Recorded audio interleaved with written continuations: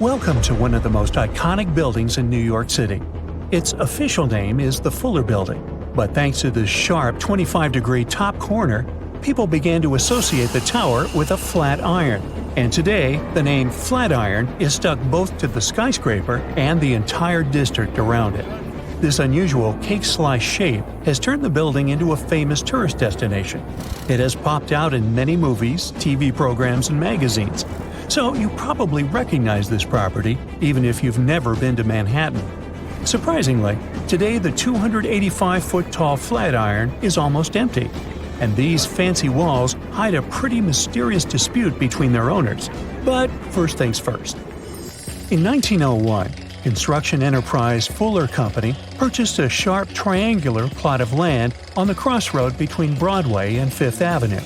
They hired an architect from Chicago, Daniel Burnham, to design the company's new headquarters. The task was to maximize every inch of available space, so Burnham produced a project of a 22-story triangular tower made of steel. The Flatiron building resembled the shape of a Greek column, which means that its top and bottom are slightly wider than the middle. Fuller Company approved the design and demolished several old buildings to clear the space for the future tower. Construction progressed rapidly, and it was completed within a year. Yes, they used to be able to do that. The Flatiron became one of the earliest buildings to have steel for its structural frame instead of load-bearing masonry.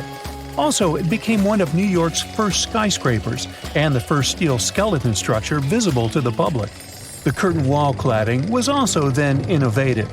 The builders used terracotta and limestone to wrap a chic finish look around the steel structure that carried the building's weight. At that time, many people believed that this unusual architecture would fail to withstand high winds. The project's engineers analyzed the tower's aerodynamics and created a steel frame to fight likely problems with the wind. But people still reported experiencing heavy gusts on the street around the building. The Flatiron building had a bunch of other issues. As you may imagine, furnishing this tight space was quite a challenge. Also, the tower didn't originally have any bathrooms for females. That's why lady tenants were at a disadvantage at first. But then the management added ladies' rooms and placed them on odd-number floors. Meanwhile, bathrooms for males were placed on even-numbered floors. Also, the first elevators in the building operated on a water hydraulic system, so it took over 10 minutes to get to the top. Now you can see why that system didn't catch on. It's not surprising that the media expressed skepticism over the new building. Some even called it Burnham's folly. But despite the naysayers over the years, the tower has been home to many companies and retail tenants. Also, the Flatiron attracted crowds of people. Gradually, it became a frequent sight in paintings and postcards, and turned into one of the most popular symbols of New York City itself. In 1929, during the Great Depression, the tower was sold at an auction for only $100,000. And in 1966, it got the status of an official city landmark. It means that any renovation or demolition works are impossible without the official permission of the authorities. Furthermore, in 1989, the Flatiron received the fancy status of a National Historic Landmark. The last tenants left the building in 2019, and it is sat empty ever since due to renovation works, which have triggered many disputes among the building's current owners and future tenants. Most of the owners wanted to turn the building into a hotel. Meanwhile, Nathan Silverstein, who owned a 25% stake in the property, wanted to divide it up. Finally, in 2023, the local court organized an auction on the building. The owners, who held 75%, intended to buy out Silverstein's stake to put an end to all disputes over the future of this building. The bid started from $50 million and the price soared to $190 million thanks to an unexpected bidder, Jacob Garlick. Surprisingly, he beat out everyone and won the auction. Some considered the price that he offered too high because the building required at least $100 million worth of renovation. Hey, it gets better. Garlick disappeared after the auction. He has never paid anything, not even the deposit, and he hasn't yet explained himself to the media. So for now, Garlick's location and intention remains unknown. Little did we know that it's possible to show up at a luxurious auction in New York outbid everyone, and then just vanish into space. Well, according to some experts from the real estate world, it's a very weird situation for a building auction. Usually, the bidders are asked to prove their funds in advance. Some people suspect that Silverstein asked Garlick to attend the auction on purpose, so that he could boost the price and earn more money. But Silverstein claimed that his relationship with Garlick had been distant. On May 20th, the second auction took place. Garlick was absent, but a coalition of syndicates and previous owners won the bid and acquired the Flatiron for $101 million. They haven't yet announced any plans, so today the future of the Flatiron remains uncertain. The age of the Flatiron building is only around 121 years, but this famous and beloved symbol of New York has survived so many chapters, from challenging traditional architecture to surviving multiple crises, including the Great Depression. So, chances are that this iconic tower will surprise us in the future. Oh, by the way, the Flatiron is not the only skyscraper with issues in New York City. Here's the famous half-built Leaning Tower of Manhattan. A 670-foot skyscraper is located at the corner of South Street and Maiden Lane on the East River. The tower was to host 80 super fancy condos to sell for up to $7 million each. The developer also planned to offer yacht services to the tenants. A pre-sale of this luxurious but unfinished project was launched in 2018. But in 2020, the tower began to lean 3 inches to the north.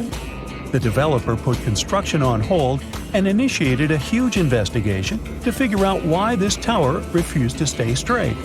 Although the reason remains unclear, the consensus appears to be that a weak foundation is to blame. You think? And now, welcome to the Waldorf Astoria, a former host to authorities, royal families, and Hollywood stars, and maybe not so welcome. This Art Deco masterpiece is the very place where Marilyn Monroe once stayed and where Grace Kelly got engaged to Monaco's Prince Rainier III. But in 2017, the famous hotel was closed for a multi-billion-dollar renovation. The property's new Chinese owners, Anbang Insurance, plan to partially turn the hotel rooms into condo apartments by 2019. The condo price was planned to reach up to $18 million per unit. But eventually, something went wrong, and the date of the project completion was postponed until 2025 at best. Although, according to the media, the renovation might have already cost around $2 billion. Some insiders mention poor coordination within the project caused by the dismissal of its American director. They also blame the property's new owner, Dagia Insurance Group, which took over the project after the chairman of Anbang was sent to prison for fraud in 2018. To date, the future of the Waldorf Astoria remains unclear. So, I'd try another hotel if you're visiting the Big Apple. And here's another heartbreak hotel story. In 2019, a development firm, Chetrit Group, launched the construction of a 33-story hotel near Madison Square Garden and Penn Station. The project was supposed to open in 2021 and join the management portfolio of IHG Hotels and Resorts, which runs multiple hotels. However, the developer failed to either repay its loan or complete the construction on time. Meanwhile, the hotel remains unfinished, and the estimated investment for its completion totals around $106 million. Hey, you want to finish the job?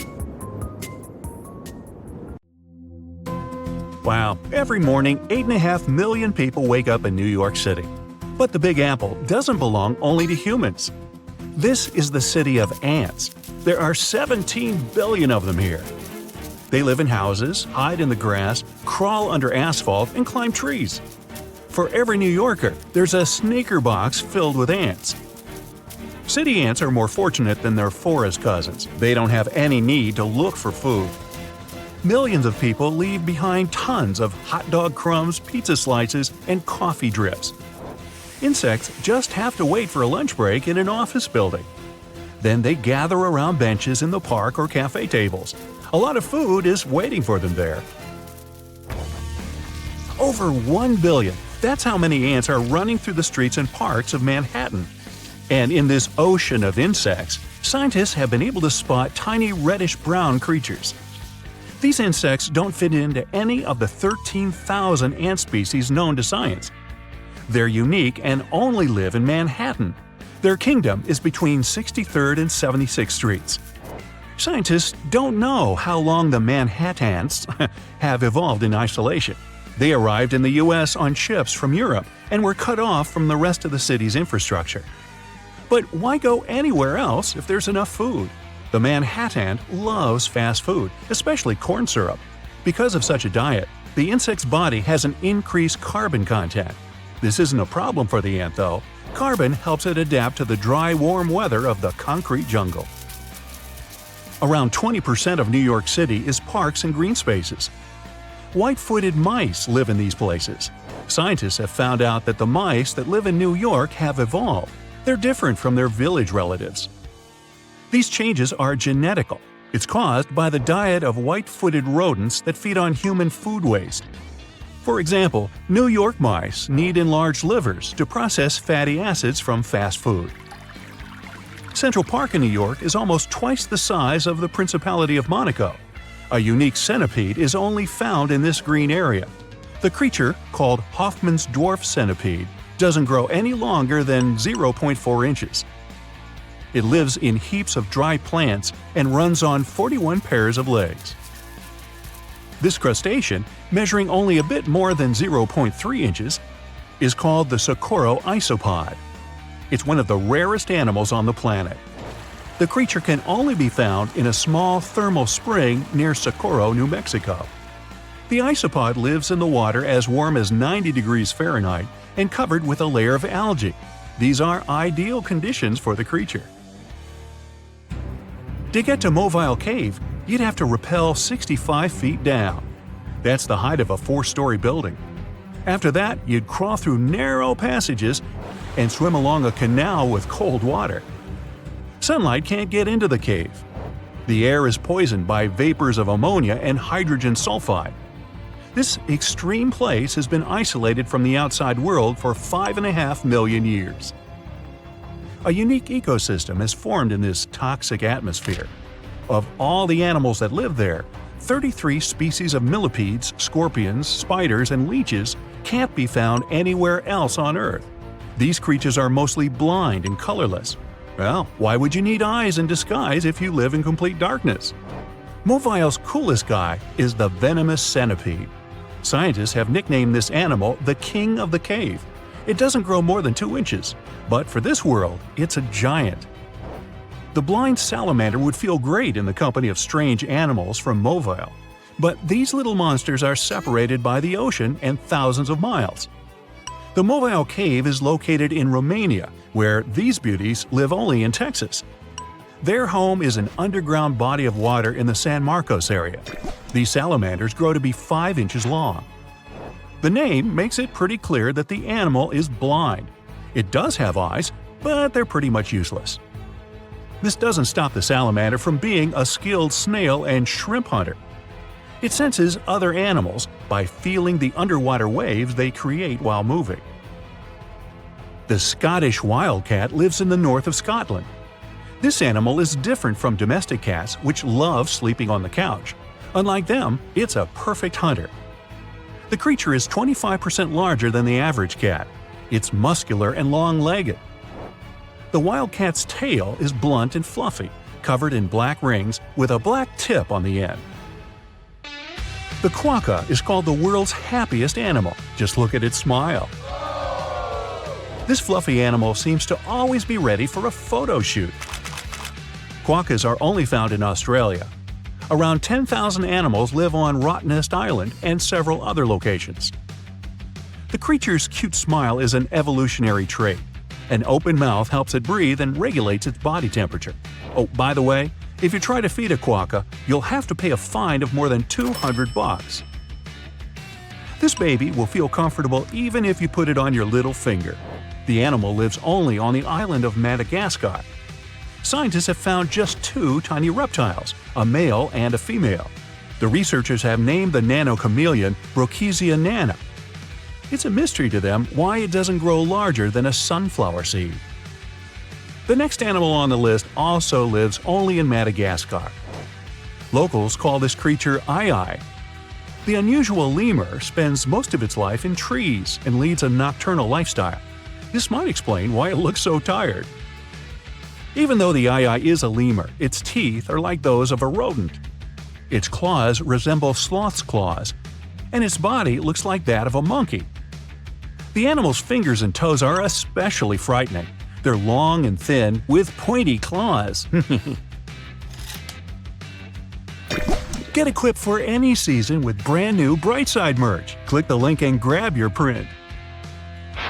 This is a giraffe with its trademark long neck. A zebra is grazing nearby. Black and white stripes on its body help the animal reflect sunlight during the day and keep it warm at night. But what if you combine these animals? No need, nature has done this work for you. The okapi looks like a giraffe with a short neck, horse body, and zebra stripes on its legs. The okapi has a long tongue. Males have small giraffe horns on their heads. You can only meet these unusual animals in the African rainforest.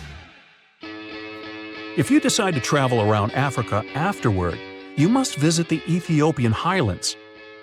That's where you see unique gelada monkeys.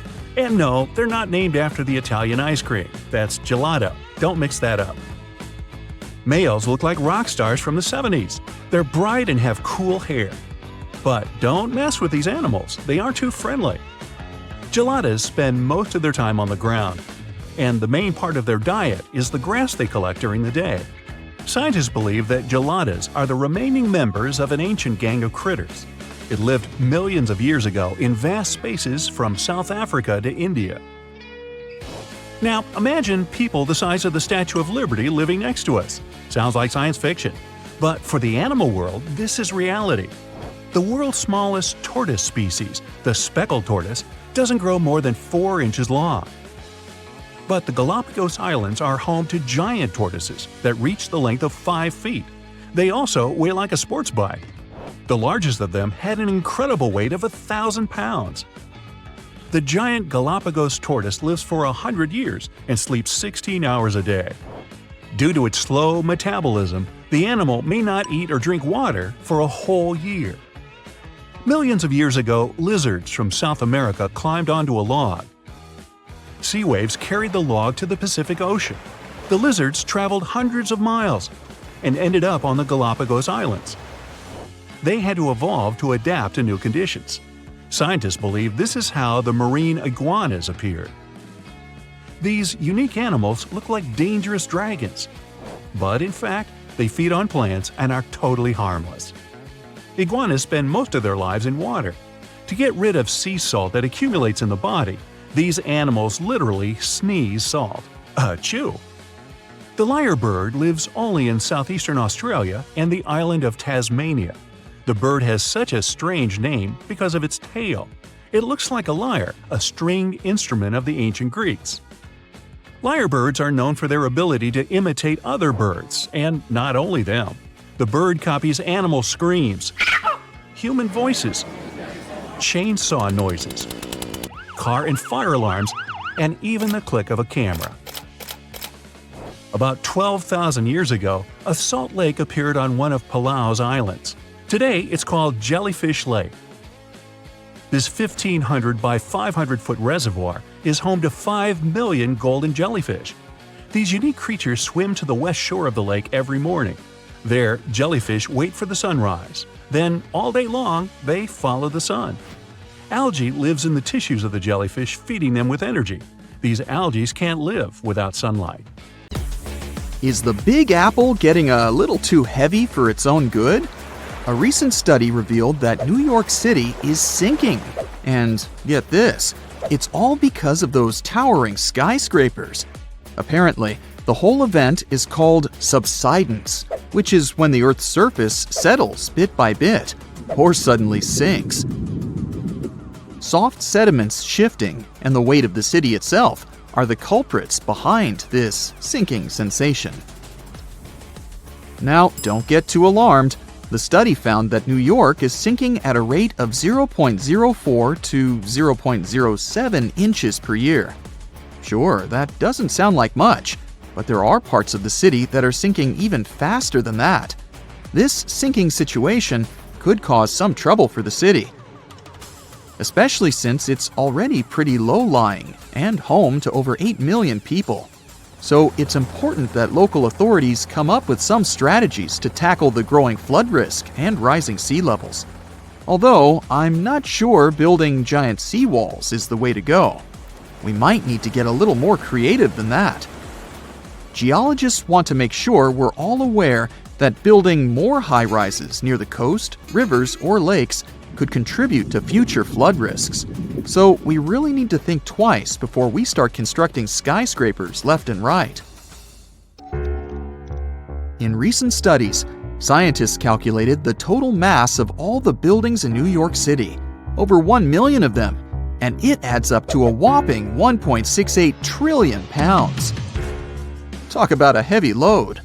Now, they didn't include the weight of the roads, sidewalks, bridges, and other paved areas, so you can only imagine how much more weight is added to the city.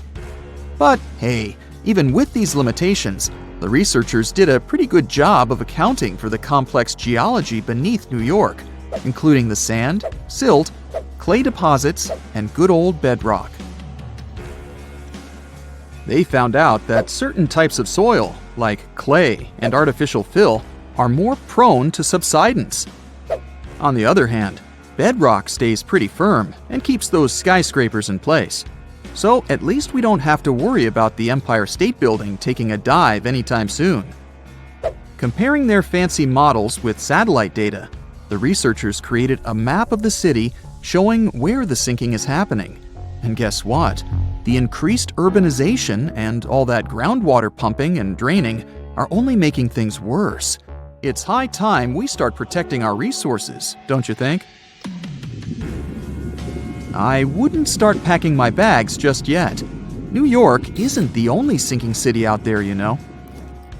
Jakarta, the capital of Indonesia, is facing some serious sinking action too. In fact, parts of it could be underwater by 2050. That's like a real-life Atlantis situation.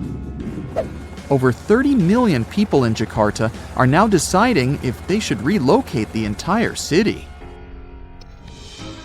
If there's a city out there we should worry about sinking, that's Venice for sure. But why is it so eager to take a dive, you might ask? Well, let me tell you the complex truth. You see, Venice decided to set up shop on a marshy lagoon with shoddy foundations. As time went by, the ground underneath just couldn't hold it together and started compacting like a squished marshmallow. On top of that, the city's been slurping up groundwater like it's going out of style or something. The cherry on top of this mushy cake is that the sea levels have also been slowly rising. And guess what? Those sneaky plate tectonics are having a laugh by shoving the Adriatic plate under the Apennine Mountains, giving Venice an extra push downward. Someone had the bright idea to stop pumping groundwater, thinking they could stop the sinking shenanigans. But hold your gondolas. A new study revealed that the sinking hasn't completely stopped, just slowed down a bit. It turns out the whole area is tilting ever so slightly to the east, with Venice perched on the slightly higher end. You must be wondering how much Venice sinks in a year, right? Brace yourself for this shocking revelation. It's sinking at a rate of about 0.04 to 0.07 inches a year, similar to New York. At this pace, in the next 20 years, it could sink a whopping 3 inches below sea level. To avoid turning into a Venetian fishbowl, locals are frantically building special barriers to keep the water from crashing into the lagoon. But don't hold your breath, because this project has had more delays than you'd expect. Oh, and have you noticed that charming old-style vibe in Venice? It's not just because they're fans of the vintage look. Those salty waters have been wreaking havoc on the buildings, thanks to the water levels constantly breaching the original damp-proofing. Now the water's cozying up to the masonry, and the ground floors of many apartments are no longer safe enough to live in. Now, when will Venice take a dive into the abyss? It's hard to say for sure. Subsidence and rising sea levels are as slow and unpredictable as a turtle in a marathon. But experts have playfully warned that if things continue as they are, Venice could be doing the backstroke beneath the waves by 2100. Fear not, though. They're doing their best to protect this floating gem of history and culture from becoming a Hollywood disaster flick. So don't cancel that Venice day trip just yet. New Orleans has a peculiar watery situation going on too. You see, this lively place was initially built just a smidge above sea level, and now it's gradually sinking. Back in the day, when an area of the city called the French Quarter was just popping up, folks had to make do with what they had. They scored the best land they could find, but it was only about 10 feet above sea level. And let's not forget, the rest of the city is as flat as a pancake, with the areas around the French Quarter being just a hair lower.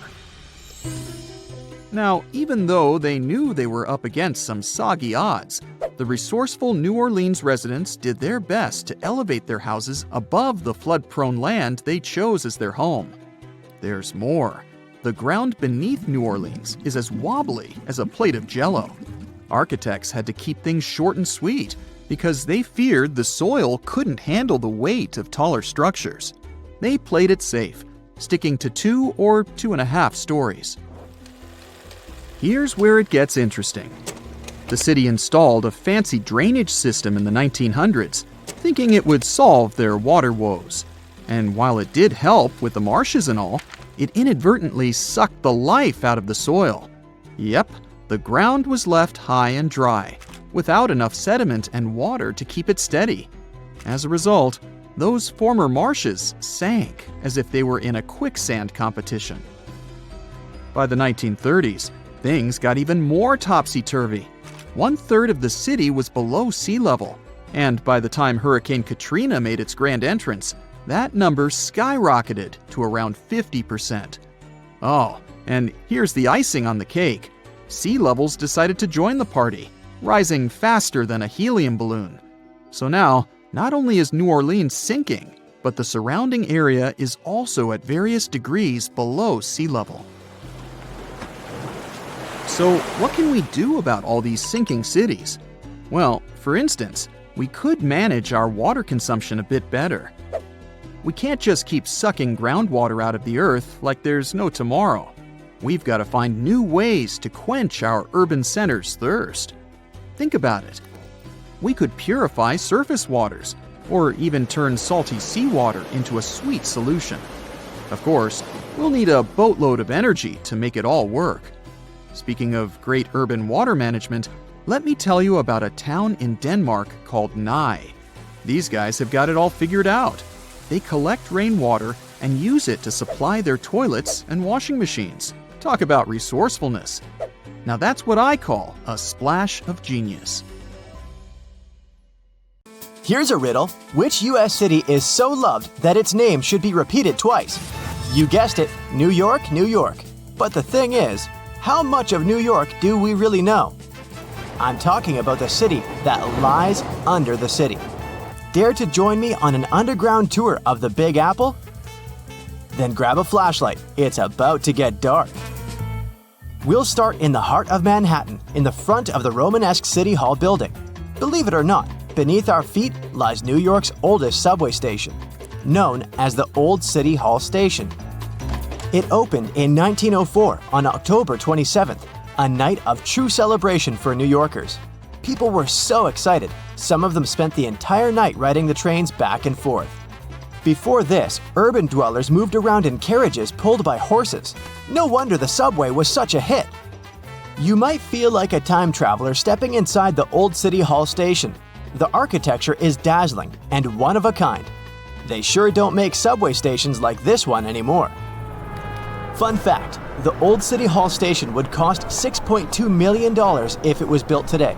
Back in the day, it had dozens of brass chandeliers hanging around. It was one of the few spots in town with functioning electricity. And oh, not to mention brand new multicolored tiled arches and stained glass ceilings you can still see today. Impressive, huh? If you decide to wander down the tracks, you might be in for a treat. Underground New York is as fascinating as the city above the ground. But one thing we usually take for granted is the behind the scenes of what the Big Apple needs to function. Down here, you might see one or two of New York's pneumatic mail tubes. These tubes were built back in the 1800s and they were operational up until the 1950s. They were responsible for distributing people's mail through different post offices. Letters flew at an impressive speed of 35 miles per hour. That's almost as fast as a professional runner. It sure sounds like a useful system. But I have to say, it feels weird imagining people's correspondence flying around 15 feet underground. Back to street level. We'll wander around fancy Lexington and Park Avenues. If you look up, you'll see the famous Waldorf Astoria 5-star hotel. Many celebrities have stayed there, including John Lennon and Yoko Ono, as well as presidents such as FDR. This is why the hotel used a secret infrastructure to sneak people inside and out. Under the building, a tunnel known as Track 61 connected the Waldorf Astoria to Grand Central Station. The track was deactivated in the late 70s, but some people say Andy Warhol threw a party there in the 80s. I bet that was something. For the next part of our visit, we'll have to take the subway uptown. We'll get off at 125th Street and find ourselves on the scenic waterfront of Riverside Park. Here, you'll find abandoned tracks of an old metro line. If you follow the tracks, you'll get to an underground graffiti gallery, aka the Freedom Tunnel. The tunnel is named after a graffiti artist from the 80s who is commonly known as Freedom. While exploring these tunnels, we'll see over 40 graffiti pieces he painted over 15 years. There are spray paints of James Dean, Mona Lisa, and even a self-portrait of Freedom himself. Moving on, let's wander around the northern part of NYC for a bit. Walking in Van Cortlandt Park will feel like hiking upstate, but believe me, you're still in the city. Along the way, you'll encounter some big ventilation towers made of stone. These towers were once part of an old New York infrastructure. They make up the remains of what used to be the Croton Aqueduct. In the 1800s, the city's water supply flowed through a 41-mile-long underground tunnel, all the way from Croton River in upstate New York to Bryant Park in Midtown Manhattan. Oh yes, and I should probably tell you that Bryant Park wasn't a park. Instead, it hosted a colossal stone structure that looked pretty much like something ancient Egyptians would build. This 4-acre structure served as the city's water reservoir. It even had a pathway on top so that people could enjoy a nice afternoon stroll while looking at the reservoir's crystalline water. Now, all this exploring might have made you hungry, but don't worry, our next stop includes a yummy treat. We'll have to leave Manhattan and make our way to Brooklyn. In case you didn't know, New York City is made of 5 boroughs: Manhattan, Queens, Bronx, Staten Island, and Brooklyn. Crown Heights, that's our stop. Would you believe me if I told you that beneath these streets lie caves full of aging cheese? How very Parisian of them. To get down there, you'll have to make your way through a century-old building that now works as an office space. Maybe wave hello to all those hard-working people and disappear in one of the stairways that will take you 30 feet below the ground. You won't need a flashlight for this one. The caves are bright and renovated and can hold up to 22,000 pounds of cheese. But hey, it might stink. That's the main reason cheesemakers decided to use underground tunnels to age cheese in the first place. After a bite or two of some delicious cheese, let's keep going. While still in Brooklyn, you might see tons of locals enjoying a sunny day in the McCarran Park pool. This pool is a huge attraction, being 3 times the size of an Olympic pool. As the NYC explorer you are becoming, you might even go for a swim. But hey, there's a much more interesting part to this attraction. The pool was built in the early 1900s, but it was shut down in the 50s. During this time, urban explorers discovered a network of underground tunnels right beneath the pool. And, of course, you can find a secret entrance and get a peek for yourself. There, you'll not only see the pool's filtration and heating system, but also a lot of graffiti from the time the site was abandoned. Neat! This question may sound weird, but have you ever seen a cow in New York? I sure haven't. Well, maybe there's a reason for that. Apparently, New York still has underground tunnels that were constructed for the transportation of cattle. Once New York started to flood with automobiles, cows became a burden for traffic. Until a 200-foot-long cow passage was built below 12th Street to transport the livestock that was ferried over from New Jersey. These days, you won't be able to visit this place in person because the tunnel was most likely destroyed. But historians found blueprints proving its existence. To add to the list, archaeologists discovered a very peculiar fossil a while back. Now imagine peeling off the layers of the city's soil. First, at 15 inches, you'll find a layer of wires. I'm talking TV cables, electricity, and all that. Digging deeper, at 4 feet, you'll see water and sewage pipes. But then, at 15 feet down under the surface of NYC, diggers have found a fossilized shipwreck.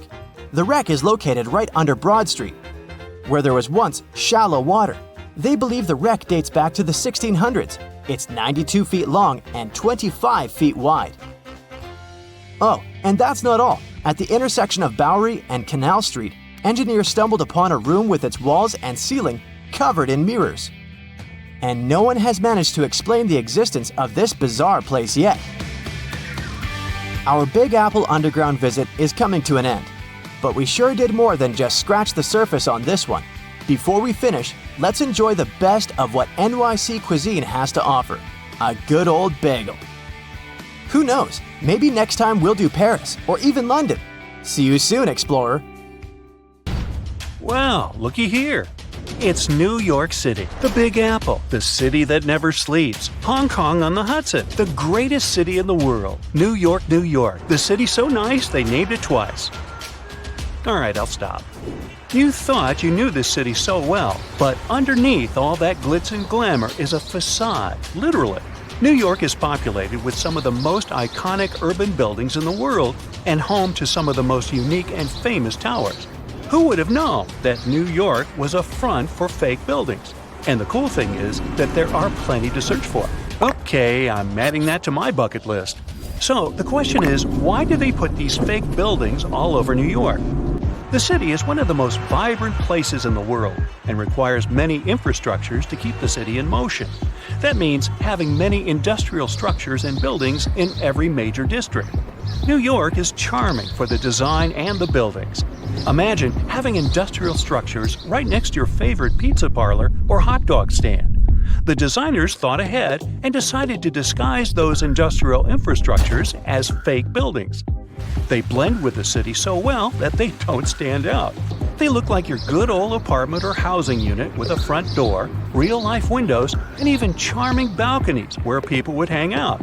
The only thing is that there's nothing behind the facade and no one is allowed inside. So, where in the world can you find these fake buildings? For starters, one of the most popular fake buildings is in Brooklyn. At 58 Joralemon Street, you can find a very typical neighborhood. But between the buildings stands a brick building with a slightly deeper shade than the rest.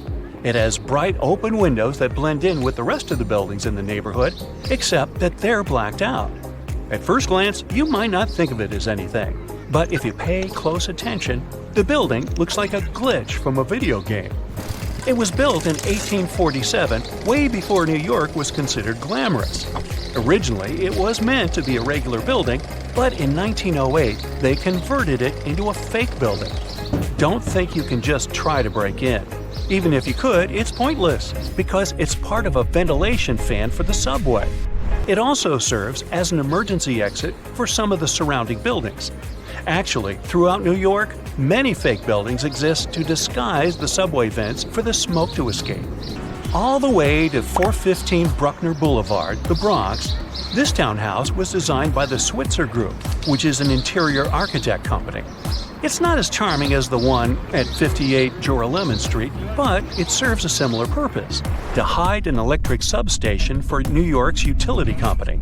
The city needs these substations to reduce the high-voltage electricity to a lower voltage so it can be distributed locally. Having a building like this popping out of the middle of your neighborhood isn't exactly the smartest way to attract people to the Bronx. That's why the fake townhouse facade is the perfect camouflage. Now, some of these fake buildings don't really hit the mark and stick out like a sore thumb. The people of Manhattan describe the Mulberry Square infrastructure as a complete clunker. After plenty of redesigns and back to the drawing board meetings, the result is still not pretty. The locals compare it to a concrete box. They created windows without glass, which doesn't allow the building to blend in with the rest of the neighborhood. But it beats a typical subway ventilation plant either way. There are just so many places to visit and cross off your bucket list. But if you live in China, you can literally stay in the country and visit many iconic cities around the world. The replica cities began when the Chinese economy started booming in the early 90s. They wanted the lifestyle of the rich and famous without wanting to leave their country. They can be comfortable eating their local food and get the feeling of being abroad. The Chinese province of Guangdong has an identical copy of the historical Australian alpine village Hallstatt. The real Hallstatt is centuries old and one of the most charming places to discover. The local people of Hallstatt also had no idea that their home was being built in China. Some people thought that this was controversial, probably because it cost around $940 million to build it. Paris is undoubtedly one of the most charming cities you could ever visit. Its rich history and vibrant culture are enough to catch the first plane to go there. For residents of Tianducheng, that's something they can do anytime they want. The city is also known as Sky City and has a replica of the Eiffel Tower that looks eerily like the iconic one in Paris and built buildings to match the city's visual charm. One of the main things that will break the charm is the farmland surrounding the city. There's barely anyone there, and the streets are always empty, very un-Paris-like. Still, you can find some nice fountains and statues scattered along the streets to give it some spirit. There's laundry hung everywhere, even on the trees. The picturesque fountains are dry and many apartments are empty. Only a few stores are open for business. Even though this looks like a fake city, it's quite real. Some people live here because it's more affordable than other places.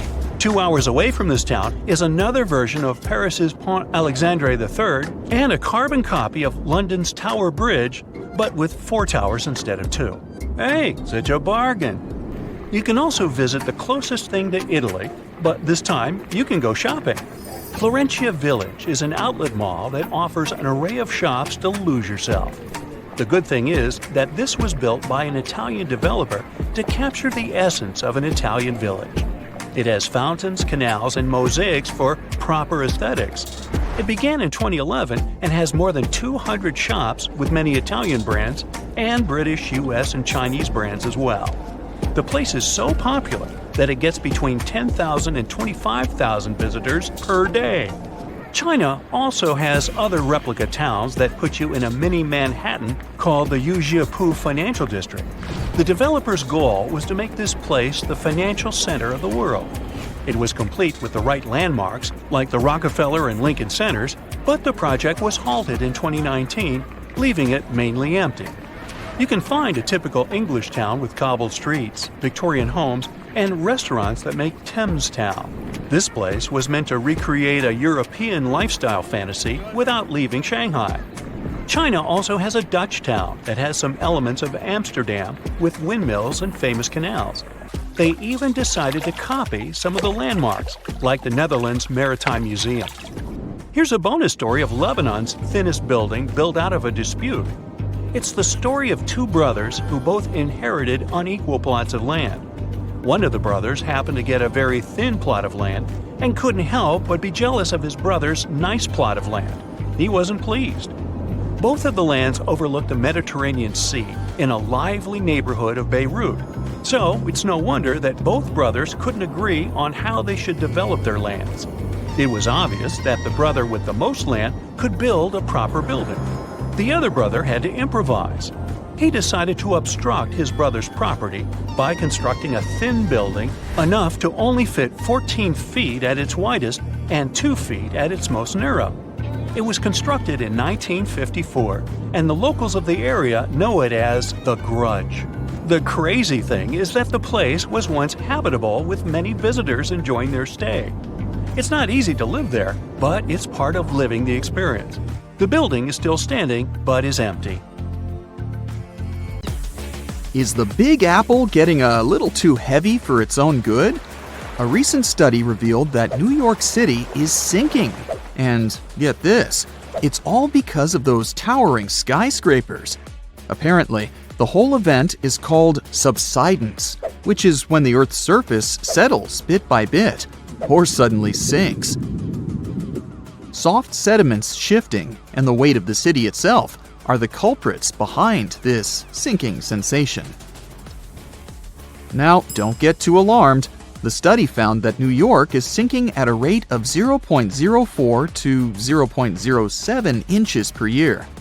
Sure, that doesn't sound like much, but there are parts of the city that are sinking even faster than that.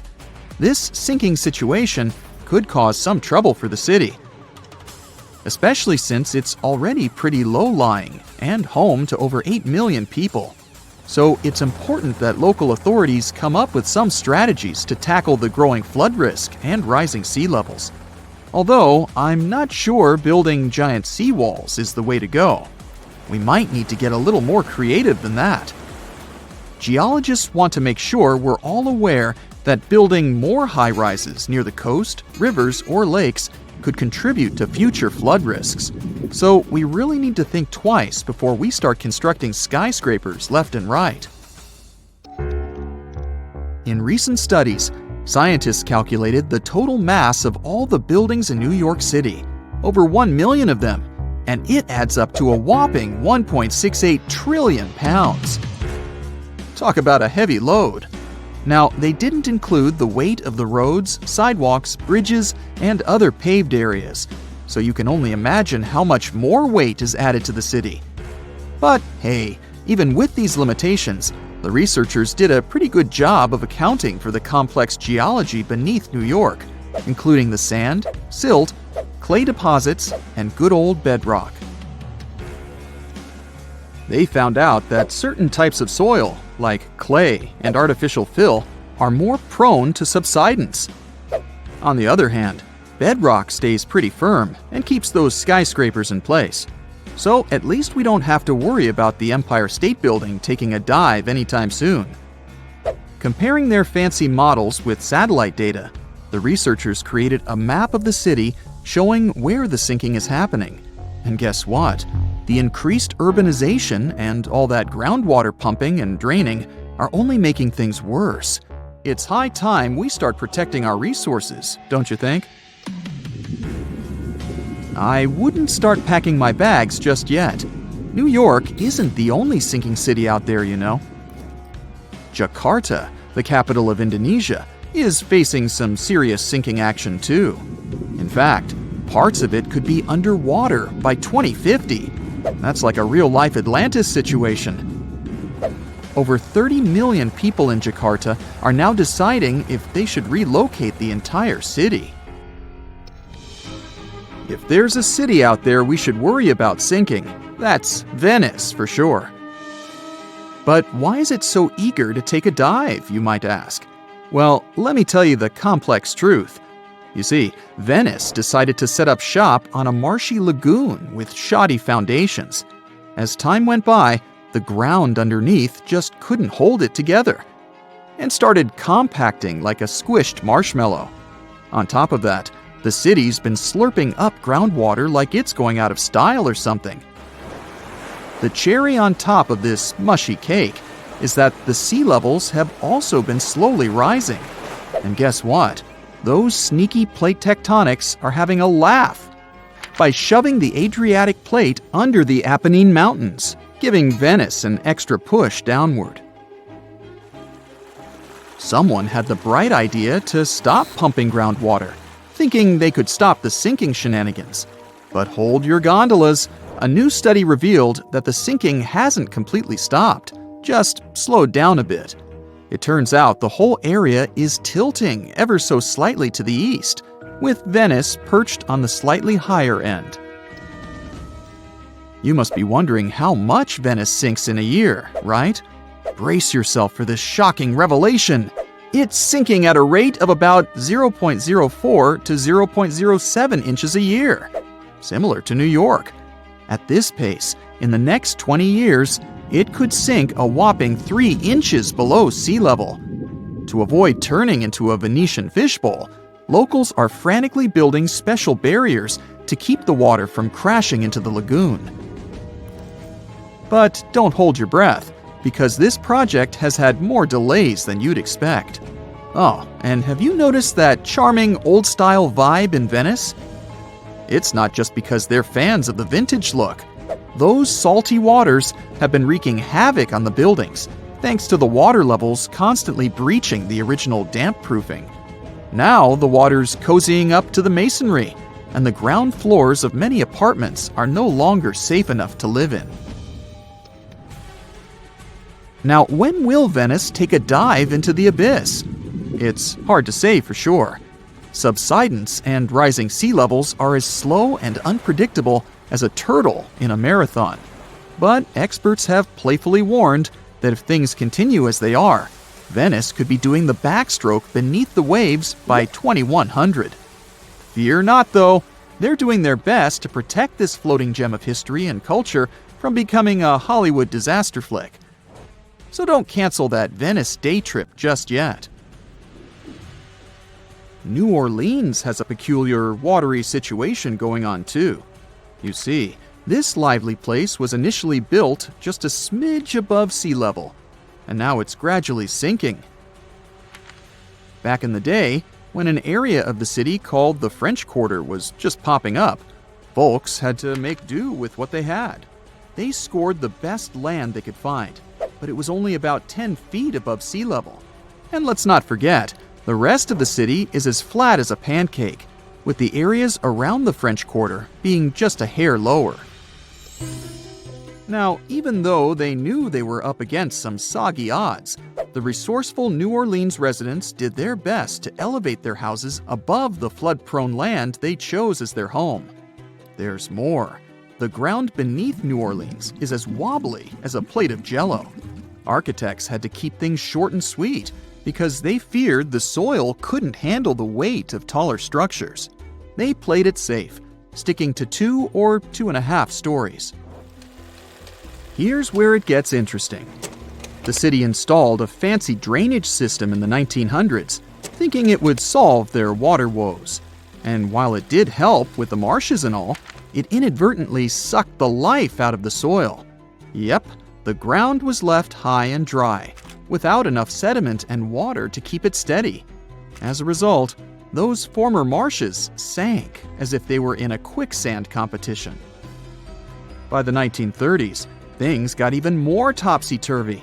1/3 of the city was below sea level, and by the time Hurricane Katrina made its grand entrance, that number skyrocketed to around 50%. Oh, and here's the icing on the cake. Sea levels decided to join the party, rising faster than a helium balloon. So now, not only is New Orleans sinking, but the surrounding area is also at various degrees below sea level.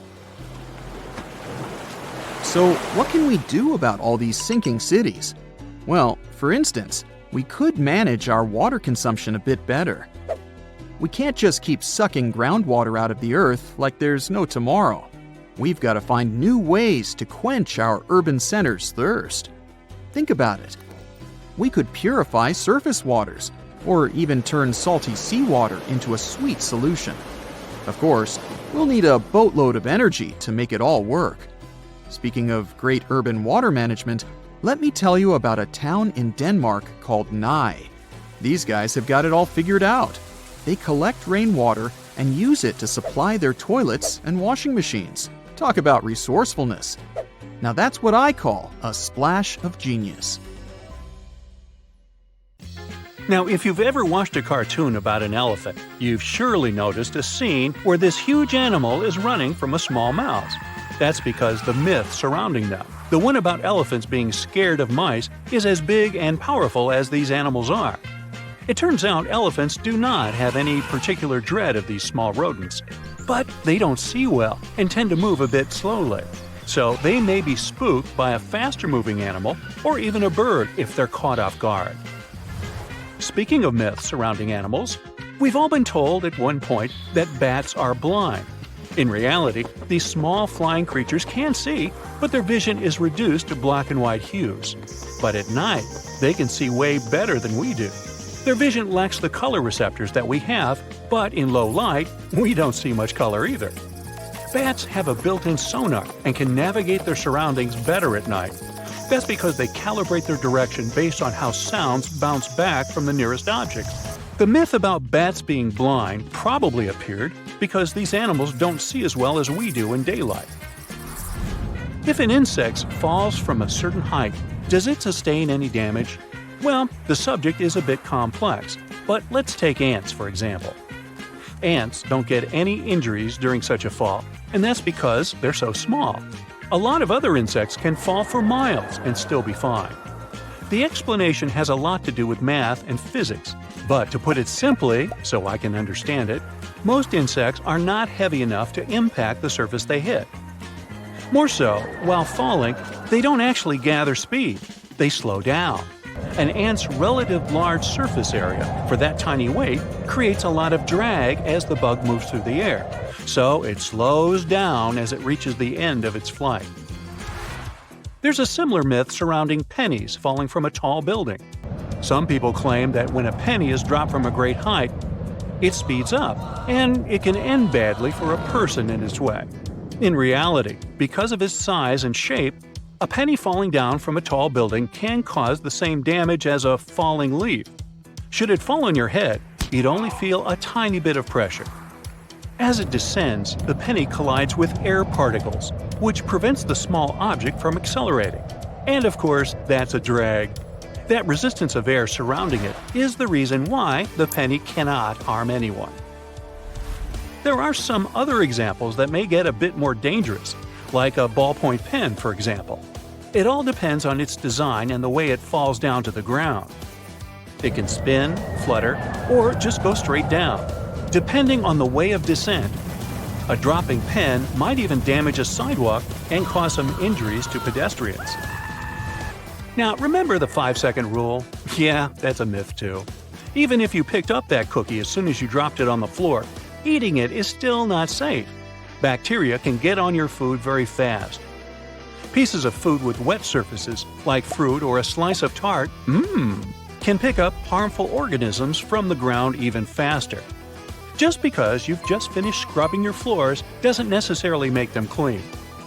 Some germs can survive for longer periods of time, and you need very harsh chemicals to get rid of them.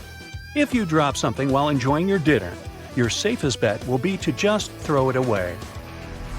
You know how some people say that hitting the snooze button gives you some extra time to rest? Not only is it untrue, but hitting the snooze button can also reduce your sleep quality. Those 10-minute intervals of sleep you get over and over again aren't the good type of sleep. It's fragmented. If anything, it'll make you feel more tired during the day. More so, you can actually sleep too much, and oversleeping makes you even sleepier and can affect your metabolism and your energy levels.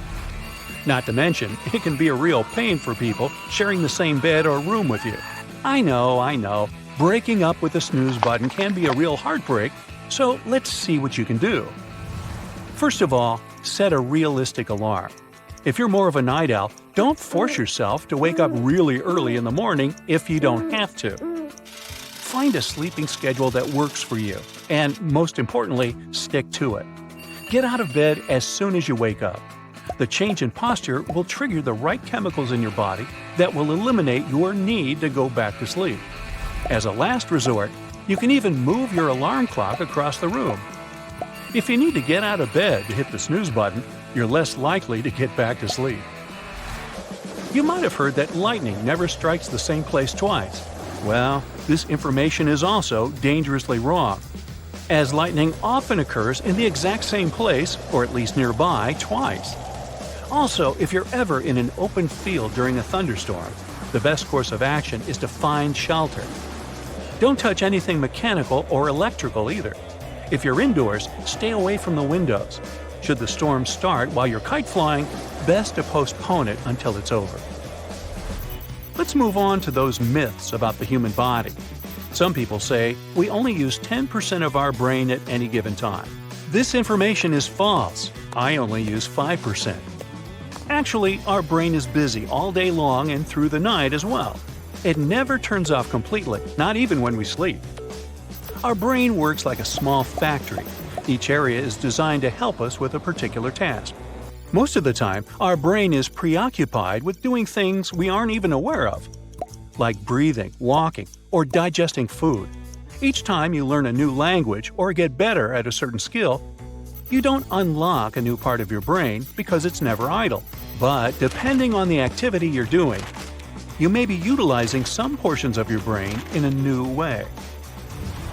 Now, pet lovers may have heard this one. A dog's mouth is cleaner than that of a human. Myth alert, their mouths are much dirtier than ours. Dogs can also carry a lot of diseases, especially if they are not well taken care of. Apart from that, a dog uses its mouth for a whole lot more things than we do.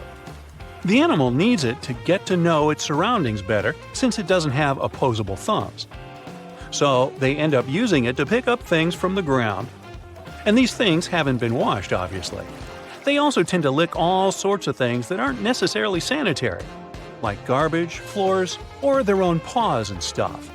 As endearing as it might be, try to remember this the next time your dog rushes to lick your face. You know, we have many more senses than the classic 5 we've all heard about: sight, hearing, touch, taste, and smell. Apart from these, we have at least 4 others. We human mammals have proprioception, which is our ability to orient ourselves in space. Then we have thermoception, which is our ability to estimate our own temperature and figure out if we're hot or cold. We have equilibrioception, that's our sense of balance. Lastly, we have interoception, or the sense of our own physiological condition. It's the sense that allows us to figure out whether we're hungry or sleepy. Here's a cool party trick. Next time someone talks to you about how we humans have 5 senses, barge in and say you have 9. Before you start explaining what each of them does, let them wonder if you're a superhero with supernatural powers. It all started with the home insurance building that was built in 1885 in Chicago. Just a 10-story building, but it was a revolution at the time. And that was the beginning of the era of skyscrapers. It was constructed using a revolutionary method. The building had an inner skeleton made of steel, which allowed the walls to be thinner and the whole structure being higher than ever. It stood until 1931, when it was demolished to build the Bank of America that stands even today. That very same year, the construction of the Empire State Building in New York was completed. The Empire State is as tall as 10 home insurance buildings on top of one another. That's the construction progress humanity made in just 46 years. The Empire State became the tallest construction in the world and held that status for 39 years. Now, a bit more than a half-century later, the Empire State Building is ranked 53 on the list of the tallest constructions. Humanity has climbed way higher. The tallest building in the world today is Burj Khalifa, located in Dubai in the United Arab Emirates. It's 2,717 feet tall, more than 2 Empire State Buildings on top of one another. Even though skyscrapers started out in the United States, they became tremendously popular in Asia. Just to put it in perspective, around 80% of the skyscrapers that exist in the world are in Asia. And in total, the continent has over 7,500 skyscrapers. The country with the most skyscrapers is China, having almost 3,000 of them. Why do they like skyscrapers so much? Well, Asia has the largest population in the world and their economy is booming. So, growing high is a perfect solution to fit as many people as possible in its cities. But close to China, there's also India, having almost the same population. Still, they have 10 times fewer skyscrapers, with their number being a bit over 200, and most of them being located in Mumbai. So why doesn't India build skyscrapers if it's such a great way to accommodate people? Turns out, the country strictly regulates the construction, saying that it's due to health and safety. You see, there's quite a popular urban theory that big structures that accommodate a lot of people lead to higher population density, more anonymity in the city, and lower safety in the territory. So India is trying to avoid it by building low. Problem is that when a city can't accommodate everyone who wants to live there, the cities start growing horizontally.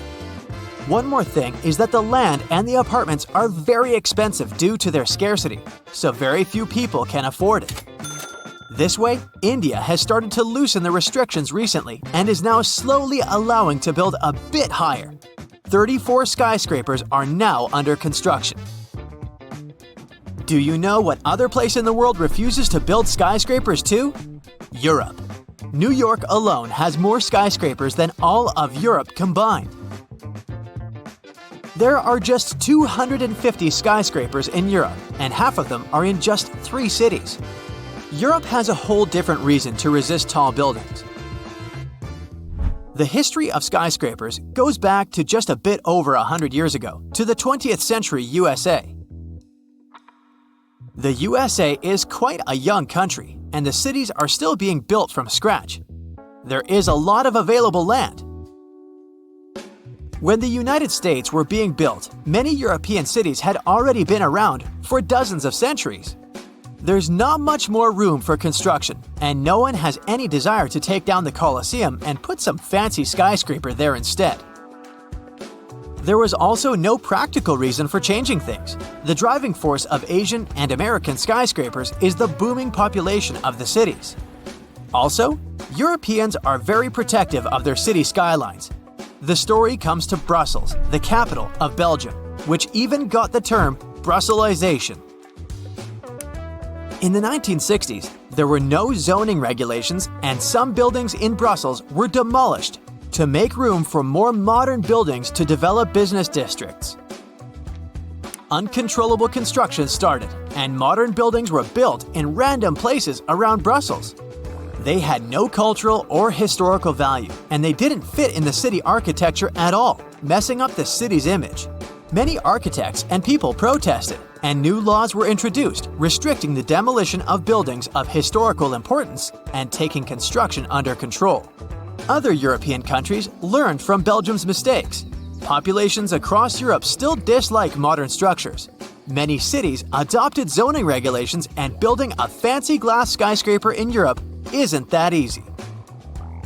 Still, cities with big financial centers like London, Frankfurt, or Istanbul require commercial space. So, in some cities, there are several skyscrapers somewhere outside the historic centers, forming separate skyscraper districts. Rome, the capital of Italy and one of the oldest cities in the world, rejected skyscrapers completely, stating that no high-rise will ever appear there. Also, have you noticed that most skyscrapers are made of glass? Turns out, the choice is not random at all, and there are several reasons to favor glass in their construction. The first one is that glass can be pressed in every shape possible, so the skyscraper can no longer be just a plain, boring vertical tower as before, but all of these fancy designs we have around the world now. The second reason is that glass is a very thin material. The walls are thinner and the floors are bigger, providing more inner space, unlike in the pre-home insurance building times. Glass is also transparent. Glass reduces the need for electrical lighting inside the building, so it's also very cost-effective. Even more, glass is temperature and therefore weather-resistant. And finally, it just looks posh, fancy, and modern. So, theoretically, skyscrapers maximize urban space, accommodate more people, and reduce energy use. In practice, everything is a bit less efficient. Skyscrapers have more space between them than lower buildings, so that already means more land used than we imagined. Also, around 40% of a skyscraper's floor space isn't. Have you ever seen a skyscraper that can change its shape? The creators of the F&F Tower in Panama City had a concept and only $50 million, which isn't a lot in skyscraper money. So they couldn't afford a mistake, and they finished a concrete structure with the 39 upper floors rotating 9 degrees around an axis from the first attempt without spending any extra time or materials. Dubai's rotating tower will look different every time you see it once it's finished. Each of its 80 floors will rotate 360 degrees individually around the center of the building. The lucky residents will be able to control that rotation, which means they can choose their view from the window. A complete lap should take about 90 minutes. And no, the tower won't be a huge waste of electricity. It will produce its own energy. Wind turbines between the floors will drive the rotations. If you've ever wanted to live inside a video game, book an apartment in the King Power Mahana Khan building. This pixelated skyscraper, around the height of the Eiffel Tower, is the tallest building in Thailand. The secret behind its looks is the horizontally and vertically divided glass windows. It took 5 years to finish this beauty with over 200 apartments, a hotel, luxury shops, restaurants, and one of the most breathtaking viewpoints in the world. The Libyan International Building features one of the world's tallest artificial waterfalls, running right down its side. No worries, they only turn it on special occasions, and it uses a mix of recycled tap water and rainwater. When it started running for the first time, the non-informed locals even reported a huge water leak. The Cybertexture office building in Mumbai looks like a huge egg made of glass and steel. It was actually inspired by a vessel that, like our planet, has its own ecosystem. To bring down the heat levels inside, the architects chose the ideal orientation and added sun shading and an underground cooling system. The Marina Bay Sands in Singapore seems like a Stonehenge look-alike, but its architect claims that he was inspired by a house of cards. The horizontal one is balanced on the 3 vertical ones. They are 3 55-story hotels with restaurants, nightclubs, gardens, shops, museums, and movie theaters. The horizontal card is an infinity swimming pool with the best view of the city for up to 4,000 visitors. The pool hangs at the height of the 57th floor, and it feels like nothing is holding it. The dancing house definitely stands out among the more traditional architecture in Prague. The nickname for the house is Fred and Ginger. The stone tower symbolizes the famous dancer Fred Astaire, and the glass tower, his partner, Ginger Rogers. There's even imaginary hair on top of Fred's tower. 99 concrete panels support the dancing shape, all of them of different dimensions. Umeda Sky Building, twice the height of Big Ben, consists of 2 towers of glass and steel to the north of Osaka Station. The floating garden observatory connects the towers on top. Although the building is in a huge city, the skywalk is so high in the clouds that the only thing you'll hear up there is the wind. If you're scared of heights, you can visit an urban garden, a theater, an art museum, or one of the many offices closer to the ground inside the building. Architect Octavio Mendoza owns probably the largest piece of pottery in the world. If you're ever in Colombia, ask the locals for directions to the Flintstone House. Yes, they call it that for a reason. The official name is Casa Terracotta, and the architect only used clay to build it. He let it bake and harden in the sun, which transformed the pliable material into solid ceramic. Every curve of the building is designed after the surrounding hills. All the furniture inside is also made of clay.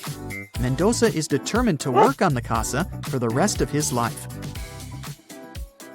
Artists Dennis Sullivan and Francis Conklin have been saving money for 15 years, carving smaller wooden dogs to create their dream project. The Dog Bark Park Inn in Cottonwood is a 12-foot beagle that stands proud in the Idaho prairie. There is a bedroom and a living area in its body, and an extra bedroom in the head. Have you ever wondered what it's like to be inside a huge carpet? Me neither, but checking out the Azerbaijan National Carpet Museum is definitely worth it anyway. It shows the history of this important local craft in every detail. Austrian architect Franz Jans designed the construction, and it took 6 years to finish it. The Basket Building in Ohio looks exactly like a real shopping basket, except it's 160 times larger. It even has 2 attached handles. The building served as the headquarters of Longaberger Basket Company, then was sold to become a luxury hotel. A giant whale? An airship? Can you guess what's inside this building in Graz, Austria? 2 British architects won the Europe-wide competition to design this art museum. The biomorphic construction has around 1,000 acrylic glass elements on its skin. During the night, it can send light signals and messages to people on the other side of the river. It takes in daylight from the north through nozzles on its top. The needle is a viewing platform. The Half House in Toronto, Canada, was built in the late 19th century and was one of 6 identical houses standing next to each other. When developers came to this area, the owners of all the other houses agreed to move, and this one wouldn't go. A demolition crew showed some impressive skills as they managed to tear down the neighboring house without doing any damage at all to what is now the Half House. The white exterior wall used to be load-bearing, dividing the neighbors' bedrooms and living rooms. One wrong move of the excavator, and the entire construction would become ruins.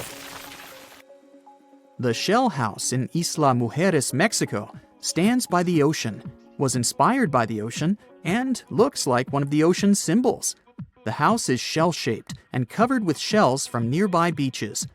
Architect Eduardo Ocampo designed this beauty as he wanted to have a one-of-a-kind house for his brother to come and visit more often.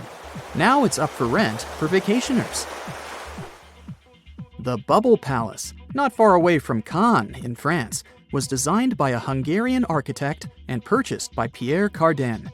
In case you have a couple of spare million, you can buy this interesting property. You'll get 10-bedroom suites decorated by contemporary artists, gardens, water ponds, a swimming pool, and a 500-seat outdoor auditorium with an awesome view of the Bay of Cannes as a bonus. Can you find one house standing straight here? I know, I also failed. All the cubes in the Cube House in Rotterdam are tilted 45 degrees at their side. The idea here was to make the most of the space. Dutch architect Piet Blom designed the houses in the late 70s to look like an abstract forest. Each triangular roof represents a treetop. The houses stand at 3 floors tall, with an entrance on the ground floor, an open kitchen, and a living room on the first floor, as well as a bathroom with 2 bedrooms on the top floor. The Boot in Tasman, New Zealand is a hotel that looks like it comes straight out of a children's book. It even has legit shoelaces. There's a spiral staircase, cozy fireplace, kitchenette, and a bedroom with a balcony. If you ever find yourself in Mitchell, South Dakota, be sure not to miss out on their key tourist attraction, the Corn Palace. The locals have always been so proud of prairie gold that they first built a palace out of corn back in 1892 to prove to the rest of the world how fertile their lands are. What you can see now is the rebuilt version. Every year, they put new corn in 13 shades to form new beautiful murals. So you're having breakfast at home and wave at the passengers of a plane passing by your house. Another one.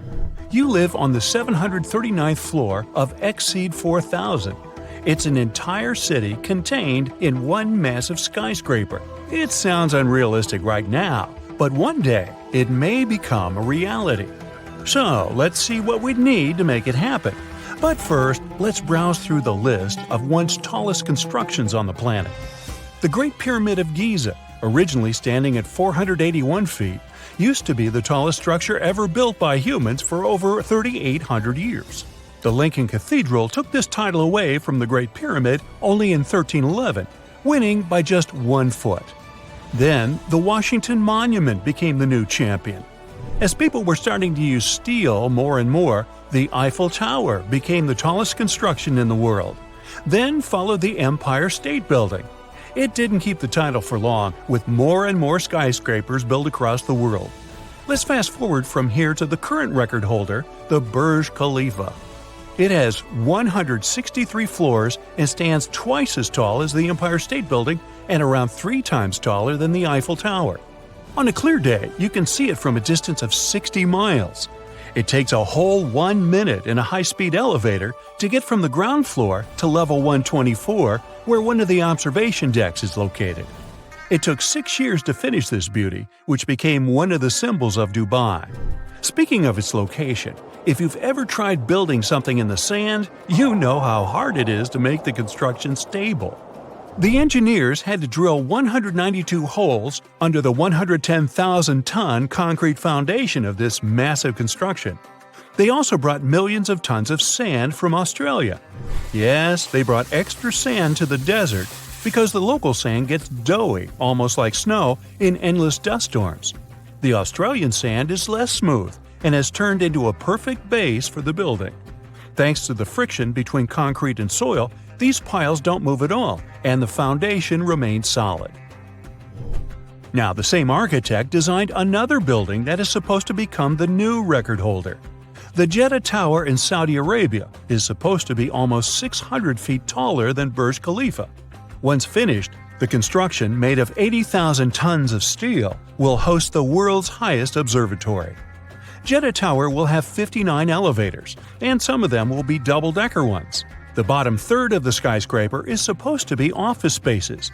The next levels will host a luxury hotel, and the remaining 167 floors will be reserved for apartments.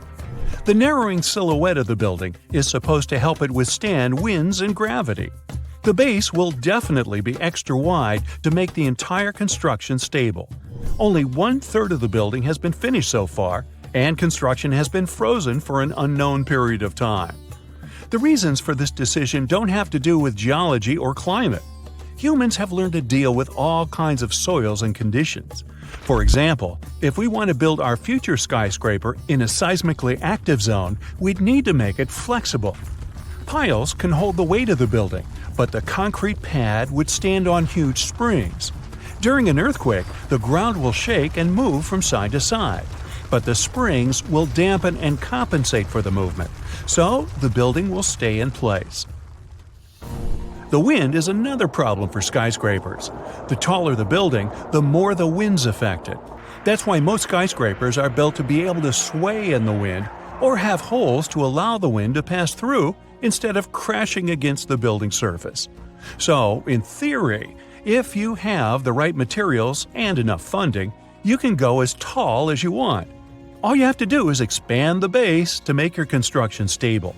Now, because our planet is spherical in shape, you'd have to stop at some point. But even a base of that size would be enough to hold a skyscraper higher than Mount Everest itself. Exceed 4,000 building would stop halfway in that race, at a height of 45% of the world's tallest peak. Mount Fuji became the inspiration for this design that might actually be built in the Tokyo harbor. It will be a self-contained city in one building, powered mostly by solar energy. This city can become home to up to 1 million people. And these people might not have to leave their huge home, as there will also be offices inside. Engineers will need to work out several issues to make the whole project possible. Since the building will have 800 floors, there will be a huge difference in air pressure between the top and the bottom levels. They'll need to figure out a way to level it out so residents feel comfortable and healthy. Then, just imagine the number of power cables to enable the work of all the gadgets and mechanisms. They plan to replace those with renewable energy generators. The base of the building will have to be about 4 miles in diameter to support its huge weight. It's the same size as the bottom of some mighty mountain. The opening on the top will let some air and natural light flow inside and lighten the load on the foundations. Exceed 4,000 currently holds the title of the largest building that has ever been fully designed but is not on the list of buildings to be completed in the near future. Engineers don't rule out that with new materials and design innovations, it may be technically possible, but it would cost a lot of money. Another ambitious project that is so far just a concept is a 12.4-mile skyscraper. That's 24 Burj Khalifas put on top of each other. Wow! Science fiction author Neil Stephenson, who developed the project, suggested using this skyscraper as a liftoff ground for rockets. The author studied physics before taking up science fiction, so the project could be realistic with the right high-grade steel. Stevenson claimed it would be the cheapest way to launch rockets into space. The engineers would also have to take care of the winds that get pretty intense at a height like this. Speaking of space travel, we might not even need rockets to go up there in the not-too-distant future. The space elevator could take humans up to an altitude of 22,000 miles from the Earth's surface. The idea is actually nearly 150 years old. Both NASA and researchers from different countries agree we're now pretty close to its realization. Some construction companies claim they can build it by 2045. The first big step towards that goal is to test how an elevator would act in space. It will be a unique experiment, and a mini elevator used in it will be a prototype of the future grand project. Scientists are trying to find the right material to replace the regular cable. It would need to extend for tens of thousands of miles and would be too heavy for the future construction. It looks like an ultra-strong material known as graphene could do the job.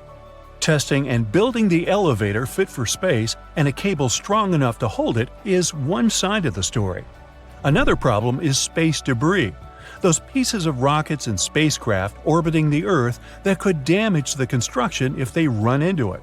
But since many bright minds are working to solve this problem, we can be optimistic about it and expect the first launch several years from now. It will open up a whole new era of space exploration, as going up there will become a matter of pushing just one button. Woohoo! Fire! Fire! Everyone gets out of bed and rushes out to the street, but the whole city is ablaze. It's 1871, and the Great Fire of Chicago has just started. For 2 whole days, the Windy City, including the business district, saw nothing but ash, smoke, and flames. The fire stretched out for 4 miles, causing around $200 million in destruction. No one really knows how the Great Fire started, but some theories include a cow kicking over a lantern in a barn that quickly spread to the city. Other theories include a typical human mistake, and even a meteor shooting down from the sky, starting the massive fires. The problem was that any metropolitan area during the late 19th century was made almost entirely out of wood. Throughout history, our ancestors used wood to build shelters, ships, carts, and everyday objects, since wood was literally all over the place. Everything from cooking utensils, wheels, and tools to furniture was all wooden. Walking around town back then wouldn't feel as congested as a typical urban city today. After the Great Fire, buildings became predominantly made out of steel and concrete. China has the oldest and tallest timber building, or a plyscraper. It was built almost 1,000 years ago and is 220 feet tall, which is the equivalent of a 23-story building. It's still standing today after being restored a bunch of times. It survived around 7 major earthquakes. But just because a structure like this is still standing tall today, it doesn't mean we can go around building wooden skyscrapers out of nowhere. A lot of tall wooden structures exist today in Europe and the US, even though they were built after the steel and concrete rise. But they're just between 8 to 13 stories high, not enough to be labeled as skyscrapers. Japan plans to build a wooden skyscraper more than 1,100 feet tall, dubbed as the W350 project. They're scheduled to complete it by 2041 and turn modern cities into wooden wonderlands. The building will be made of 90% processed wood and 10% steel, and it won't be made out of regular wood. They'll use cross-laminated timber, or CLT, which is many sheets of wood glued and stuck together, creating a large plank that is even tougher than steel. But wooden structures are vulnerable to fire.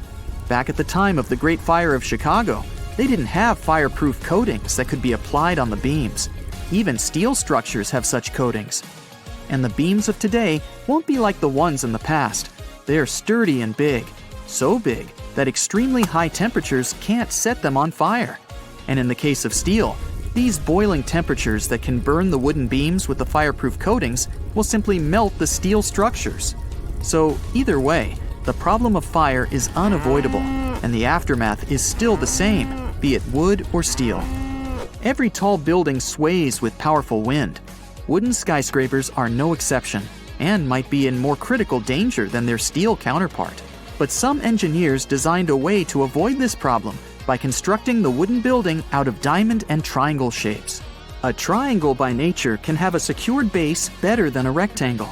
So by creating a triangle base, which would be the bottom third of the building, a wooden skyscraper can resist external forces like the wind. Plus, with such large real estate in the bottom, there would be enough place to build additional housing units or shops near the ground. Building a wooden skyscraper won't necessarily be on site.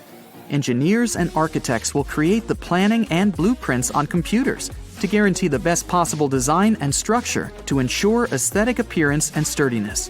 Workers can build the standardized models at a nearby factory and transport the prefabricated structures to the site. This system will save more time and have quality control from the ground up.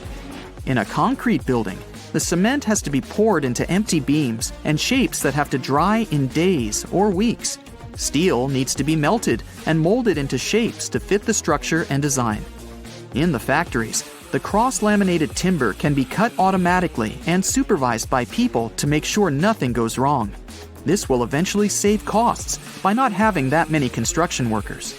And when it's time for building, all they have to do is bring the structure in pieces, put them together, and raise it up. It won't be as messy as a regular construction site and won't take too much time. Only fixing the electrical planning, plumbing, and other internal operations will need a lot of on-site work. Then, a team for the finishing touch will come and do some last-minute brush-ups to make sure everything functions properly. And then, voila! You've got yourself a wooden skyscraper. Wood, in general, is more flexible and lighter than concrete and steel. A wooden skyscraper would withstand an earthquake better than a concrete building and would be less likely to collapse. And since wood is a natural insulator, residents can save on heating and cooling costs. Steel and concrete don't grow on trees, but wood does. And don't worry, it won't even make a dent as far as deforestation. People use less than 1% of the world's woods. Engineers and architects will have special timber farms grown for the purpose of construction. But if the world decided to turn to wood for the buildings of tomorrow, then mass deforestation would lead to extreme disasters in our forests. According to some researchers, replacing steel with wood could impact around 40% of forests annually. That still won't compensate for the new wood grown each year. Having wooden buildings around will help with carbon benefits. It requires less energy to produce than steel and concrete. According to some studies, a large building made of wood will have a much smaller carbon footprint than one made of steel and concrete, which amount to around 16% of global emissions. And since wood is lighter than steel, it'll save on fuel costs and require less to transport it, which will reduce emissions even more. Something like this will take decades to plan out and execute if people really wanted to make the switch. When people started switching to steel buildings, everyone started to notice its benefits. In the long run, wood rots and absorbs and releases moisture, which can compromise a structure. Some people have chosen recycled plastic to build new homes by turning it into rough powder and shaping it into whatever is desired. They created beams, blocks, bricks, and pillars. In South America, a group of people are already doing this by creating small two-bedroom houses made mostly out of recycled plastic. It's cheaper to make, gets rid of waste, and only takes 5 days to build, with 4 people building it. Maybe one day we'll see skyscrapers made out of recycled trash, and maybe even whole cities made out of trash. In Yemen, there's a small city known as the world's oldest metropolis. In the middle of the desert, the locals had to find a way to shelter themselves without the abundance of trees. Shibam, aka the Manhattan of the desert, is made out of fertile soil, hay, and water that were made into bricks and left to bake under the sun for days. This city was a pit stop for many travelers arriving in caravans back in the day. Most of the buildings were 7 stories high, and the ground floors were used to keep livestock and crops. The upper levels were places for socializing and looking out for any newcomers. Mud buildings are natural coolers. The mud repels heat, leaving the cool atmosphere trapped inside. The first reinforced concrete skyscraper was built in Cincinnati, Ohio in 1903. It was 16 stories high and wasn't even expected to last the whole night. People thought it would crumble from its own weight, while others believed it would topple over. When they removed the support columns, a local reporter stayed awake all night to document the building collapsing. But they were all wrong. Welcome to Ever City. It's a megapolis built inside a relatively young mountain. Everest is only about 55 million years old, but it's already the highest mountain in the world, 29,000 feet. Picture the Statue of Liberty. Now, imagine she had 83 twin brothers and sisters, and they were all standing on top of each other. If you wanted to get there back in the day, you had to pass some serious fitness tests, train for months, have perfect health, and spend a lot of money.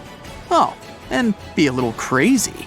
Now that Mount Everest has been turned into a city, though, you don't need any of that stuff. Well, except money. Apartments here don't come cheap. It's easy to navigate around Ever City. The whole thing's basically 6 circles. It looks like a finger with 6 rings on it. The lowest and largest circle is the residential area. The highest and smallest ones near the top is where the richest people live. Below that is the meditation circle. Then a circle for hotels, and 2 circles of pure entertainment. Ever City isn't built like an ordinary city. You won't find tall houses or 6-lane highways here. Almost all buildings are built inside the mountain. At first, people were building ordinary houses, but strong icy winds and avalanches kept knocking them down. Then, engineers decided to build houses inside the mountain. They're connected by underground tunnels. From the inside, the mountain looks like a system of labyrinths. The entrance to Ever City is located at the foot of the mountain. Every day, hundreds of thousands of cars enter and leave the city.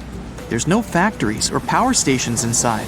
Electricity, gas, food, everything comes from the outside world. That's why all the stuff in Ever City's so insanely expensive. People want to keep the mountain covered in snow. That's another reason why there's no factories and stuff. There's almost no heating in the houses.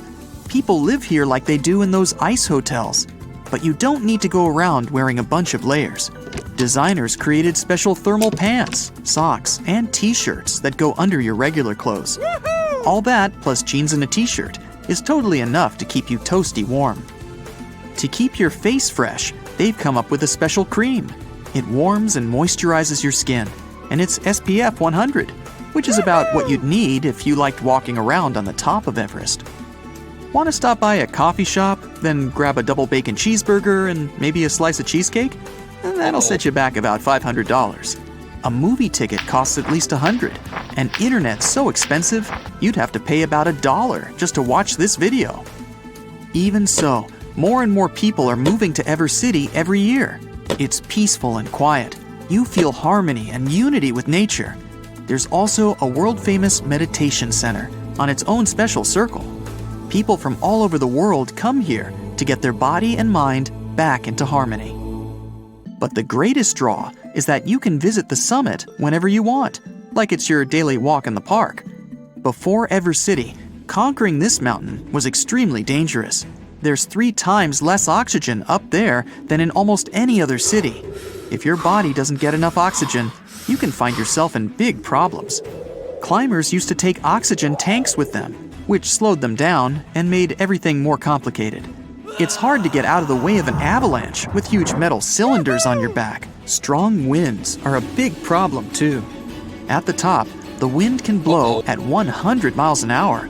Try to nail one of those jumping selfies and you'll be blown clean off the mountain. It's so cold that icicles form on your hair and your skin gets covered with a thin crust of ice.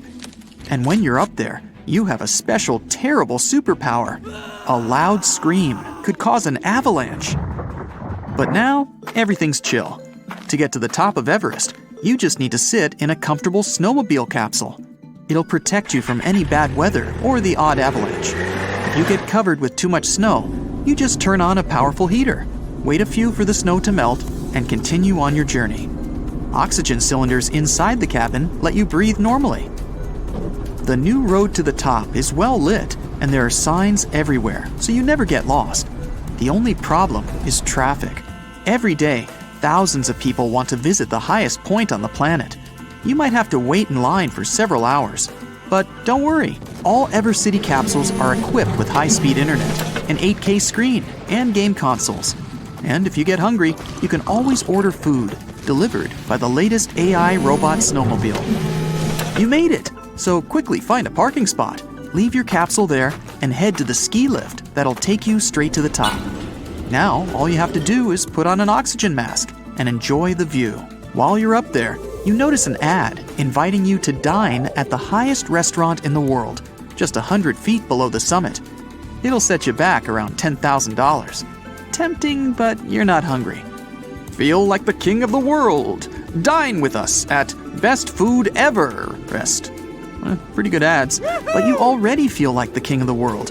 You scream with delight and... well, unfortunately, you just can't stay up there forever. There's not that much space at the top, so they only give you about a minute to enjoy the view. But it's okay, you can come back tomorrow. There are 2 ways back down the mountain. You can get in your capsule and drive home, or grab a snowboard and ride down. But before you rent some skis or snowboard, you need to show your Everest driver's license. It says if you've passed the special snowboard and skiing test. You take a snowboard and jet down a lit track. You zoom past the top of some houses sticking out just below the summit. That's where the wealthiest people live. They can just walk out their front doors and take a special elevator up to the top.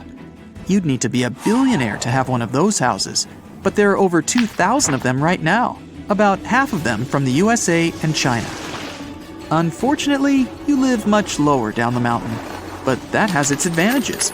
The lower you live, the less you pay for food, entertainment, and electricity. You glide into the meditation center for a bit. A special ventilation system delivers air directly from the top of the mountain, plus a little added oxygen. You breathe in pure harmony. All 6 rings of EverCity have 360-degree views, and from way up there, all you can see is peaceful snowy mountains mixing with wispy clouds. After meditation, you head down to the entertainment rings. They've got it all: coffee shops, any meal you can think of, shows, bowling, arcades, even an ice skating rink that's half inside, half outside the mountain. There are different gyms, but they all have one thing in common: sunbaths. You lie down in a hammock or bed, and curtains slide apart above your head. The sun shines through the sealed windows, and you get a full dose of the purest sunlight on Earth. Just 5 minutes, and you're ready for the rest of your day. If you don't want to go outside anymore, you can get home through the tunnels. They're not dark and cold, if that's what you're thinking. EverCity tunnels look like ice caves, lit up by hundreds of lights. It feels like a snowy fairy tale. After a short walk, you get to your apartment. It's compact, but cozy. To save money on electricity, you chose to go without a fridge. No problem, you keep your food in a little box just outside your window. The snow will keep it cold. With the help of a heating and filtration system, you get all the water you need from the millions of tons of snow on Everest. It's the cleanest water around. In the evening, you go down and watch a movie. There's an outdoor cinema at the foot of the mountain. At night, a huge machine projects movies directly onto the snowy surface of Everest. You watch the movie in capsules, either alone or in groups, kind of like a drive-in. Come on over! Visit EverCity any time of the year.